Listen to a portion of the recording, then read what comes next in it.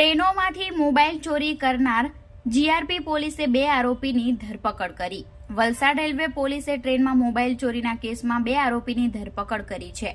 એક મહિલા મુસાફર નવસારીથી વિરાર જવા માટે ટ્રેન નંબર 19002 સુરત વિરાર એક્સપ્રેસમાં મુસાફરી કરી રહ્યા હતા।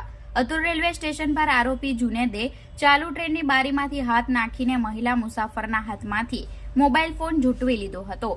મોબાઈલની કિંમત આશરે 10,000 રૂપિયા છે। વલસાડ જીઆરપીના ડીવાયએસપી ડીએચ કૌરના માર્ગદર્શન હેઠળ પીઆઈએમબી વસાવાની ટીમે તપાસ હાથ ધરી હતી। પોલીસ તપાસમાં જાણવા મળ્યું કે 13 જુલાઈના રોજ આરોપી જુનેદ અને તેનો મિત્ર ઉધના રેલવે સ્ટેશનથી સુરત વિરાર એક્સપ્રેસમાં બેસી વાપી તરફ જઈ રહ્યા હતા। આરોપીઓએ અતુલ સ્ટેશને ટ્રેન ઊભી રહેતા જનરલ કોચમાં બેઠેલી મહિલા પાસેથી મોબાઈલ ચોરી કર્યો હતો।